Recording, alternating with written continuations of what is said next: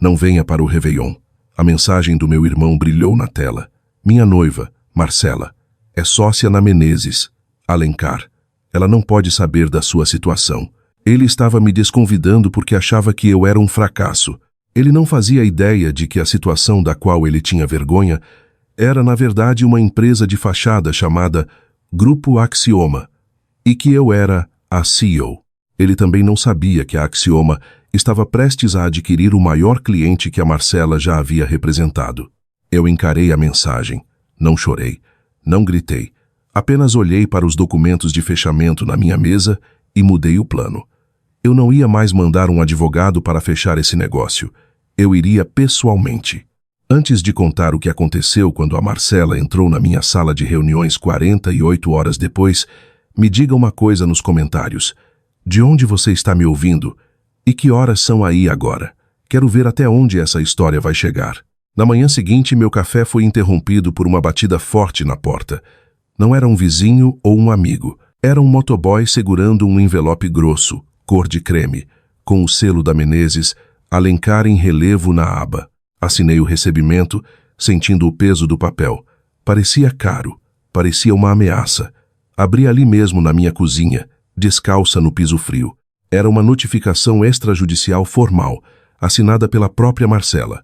Li o primeiro parágrafo e o ar me faltou. Não pedia apenas para eu me afastar. Acusava-me de assédio sistemático e tentativa de extorsão em relação às dificuldades financeiras passadas de Samuel. Pintava um retrato meu como uma irmã instável e ciumenta, tentando sabotar a felicidade do irmão porque eu era mentalmente desequilibrada. A carta exigia que eu cessasse todo o contato com Samuel imediatamente ou enfrentaria uma ação legal. Peguei meu celular para ligar para o Samuel, para perguntar como ele pôde deixá-la escrever aquela sujeira, mas a ligação caiu direto na caixa postal. Ele havia me bloqueado. Estava se escondendo atrás das horas faturáveis de sua noiva. Meu nome é Renata. Tenho 29 anos. Construí um fundo de capital de risco chamado Axioma Capital do Nada, transformando-o em uma força de mercado que engole empresas como os clientes da Marcela no café da manhã. Mas lendo aquela carta, eu não me senti como uma CEO. Senti-me como a garotinha pequena e impotente que eles sempre precisaram que eu fosse. A vontade de revidar era visceral. Eu queria dirigir até o apartamento deles, arrombar a porta e gritar a verdade até que eles engasgassem com ela. Queria mostrar minhas contas bancárias, meu portfólio, meu poder. Queria fazer barulho, mas não fiz. Fui até a janela e forcei minha respiração a se acalmar. Na minha área, aprendi há muito tempo que barulho é para amadores. O silêncio é para os finalizadores. É o que eu chamo de armadilha do silêncio. Em qualquer negociação de alto risco, a pessoa que fala primeiro perde a vantagem. Se eu reagisse agora, se ligasse para eles gritando, ou contratasse um advogado para enviar uma contestação, eu estaria jogando o jogo deles. Estaria validando a narrativa de que eu era emocional e instável. Estaria dando a eles um aviso de que eu era uma ameaça. Mas se eu ficasse em silêncio, se deixasse aquela carta sem resposta, Marcela interpretaria meu silêncio como submissão. Ela pensaria que me assustou. Pensaria que eu estava fraca, sem dinheiro e aterrorizada com seu grande e poderoso escritório de advocacia. E quando uma pessoa como a Marcela se sente segura, ela fica descuidada, fica arrogante, começa a colocar por escrito coisas que não deveria. Esta carta não era uma derrota, era um recibo. Era a prova tangível e registrada em cartório de que a advogada principal dos vendedores tinha um viés pessoal e malicioso contra a principal acionista da empresa compradora. Ela acabara de me entregar a arma que eu usaria para executar sua carreira. Caminhei até meu arquivo e coloquei a carta dentro de uma pasta marcada fechamento da aquisição. Não liguei para um advogado. Não mandei uma mensagem. Simplesmente deixei o silêncio pairar sobre o apartamento, pesado e frio. Eles queriam que eu desaparecesse. Tudo bem, eu seria um fantasma, e no dia 2 de janeiro eu seria o fantasma que os assombraria no único lugar de onde não poderiam escapar, a sala de reuniões. A palavra extorsão queimava na página cor de creme. Seria cômico se não fosse tão trágico. Marcela achava que eu estava tentando arrancar dinheiro de seu noivo bem-sucedido. Ela não sabia que a única razão pela qual Samuel não estava usando um uniforme de presidiário agora era porque eu tinha esgotado todas as minhas economias para mantê-lo longe de um. Fechei os olhos e a memória me atingiu como um golpe físico. Foi há 3 anos, 2 da manhã.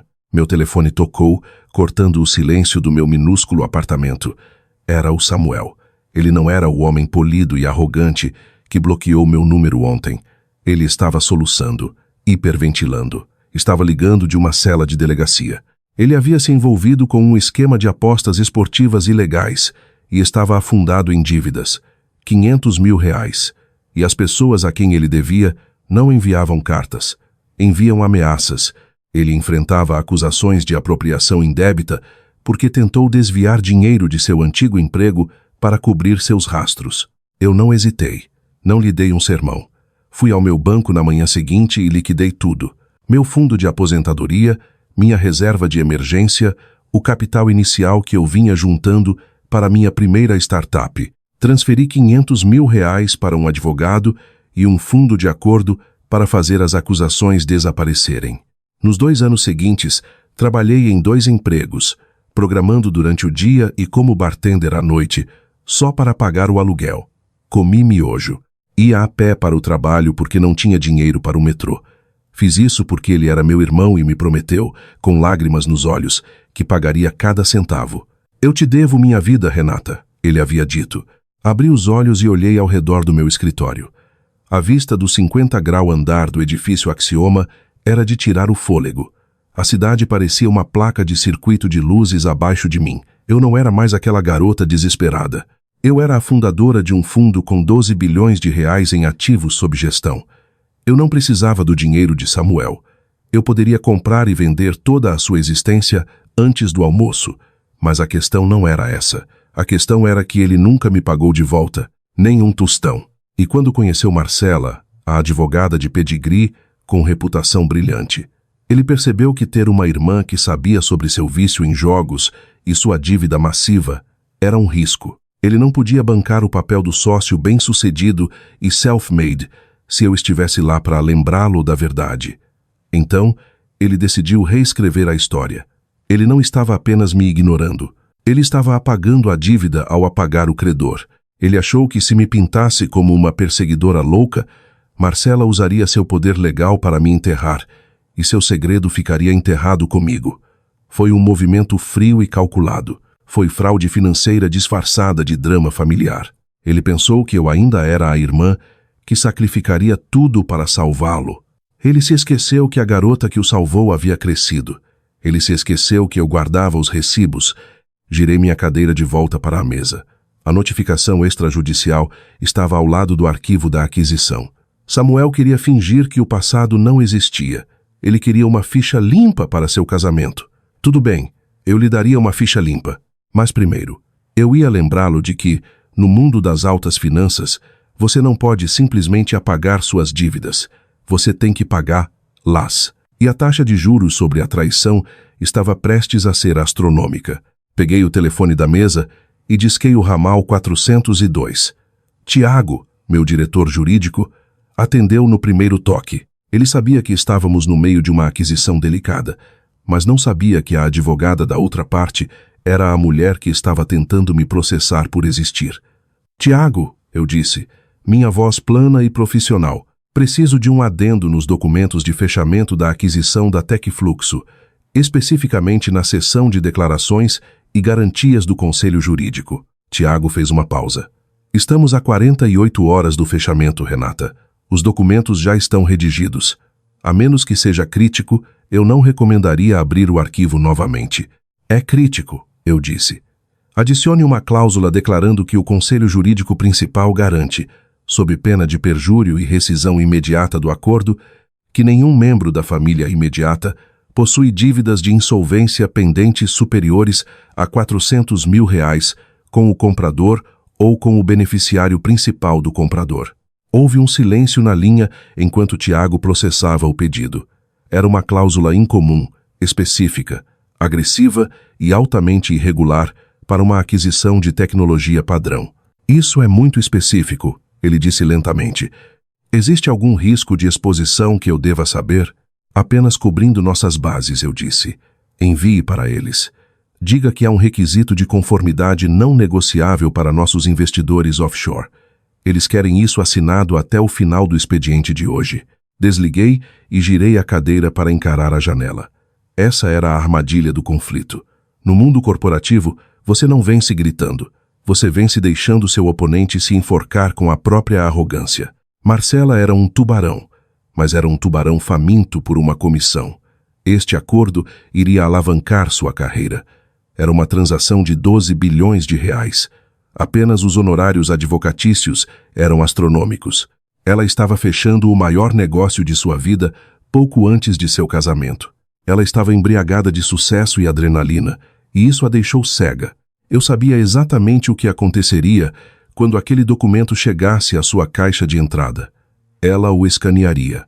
Veria a frase beneficiário principal do comprador. Ela presumiria, como todo mundo, que o beneficiário por trás do grupo Axioma era algum bilionário anônimo e sem rosto em Zurique ou no Vale do Silício. Ela não se daria ao trabalho de investigar, não pararia para fazer uma verificação de antecedentes na estrutura de propriedade da empresa de fachada, porque isso levaria tempo, e ela queria este negócio fechado antes que o champanhe do Ano Novo fosse estourado. Ela olharia para a cláusula, pensaria em Samuel, seu noivo perfeito e bem-sucedido, e riria. Em sua mente, Samuel não tinha dívidas. Ele era o futuro marido de uma sócia. Ele estava seguro, ela estava segura. Ela veria o requisito como um incômodo burocrático, um obstáculo a ser superado para receber seu pagamento. 2 horas depois, meu computador apitou. Uma notificação apareceu em nosso servidor de documentos seguro. Documento assinado. Garantias e declarações do Conselho Jurídico. Abri o arquivo. Lá estava, sua assinatura digital com carimbo de data e hora às 16h15. Ao assinar aquele documento, Marcela não havia apenas fechado um negócio. Ela havia cometido suicídio profissional. Ela havia certificado legalmente que não tinha conflitos, nem dívidas, nem passivos que pudessem ser usados contra ela com o proprietário do grupo Axioma. Ela acabara de mentir em um documento de transação federal porque era arrogante demais para verificar com quem realmente estava fazendo negócios. Ela pensou que estava assinando um recibo para um cheque de pagamento. Olhei para a tela, para as curvas de sua assinatura, e senti uma satisfação fria e silenciosa. Ela acabara de assinar sua própria ordem de execução. Agora, tudo o que eu tinha que fazer era entregar ela. O dia 2 de janeiro amanheceu sobre São Paulo com um céu da cor de chumbo. Um temporal se formava vindo do sul, cobrindo as janelas do 50-grau andar com véus de chuva. Minha sala de reuniões, apelidada carinhosamente de O Aquário de Vidro pela minha equipe, parecia o interior de um freezer. Era a prova de som, transparente e assustadoramente estéril. Sentei-me na cabeceira da mesa de mármore de 12 metros. Minha cadeira de couro de encosto alto, virada para a janela, observando a chuva se agitar no vazio. Às 10h em ponto, as portas duplas se abriram. Meu assistente David os conduziu para dentro. Senhores, doutora Whitmore, bem-vindos ao grupo Axioma. Eu não me virei ainda. Ouvi os sons de sua chegada, o baque surdo de pastas de couro batendo na mesa, o clique confiante de saltos no piso de cimento polido, os murmúrios graves dos sócios seniores e então a voz dela era nítida, clara e escorrendo aquele tipo específico de condescendência de quem estudou nas melhores faculdades que eu aprendera a conhecer tão bem. Vamos fazer isso rápido, disse Marcela. Pude ouvir o sorriso em sua voz enquanto se dirigia a seus colegas. Tenho uma prova de vestido às 4. Além disso, assim que explicarmos a eles a blindagem de responsabilidade, esse grupo Axioma vai perceber que não tem cacife para exigir metade dessas contingências.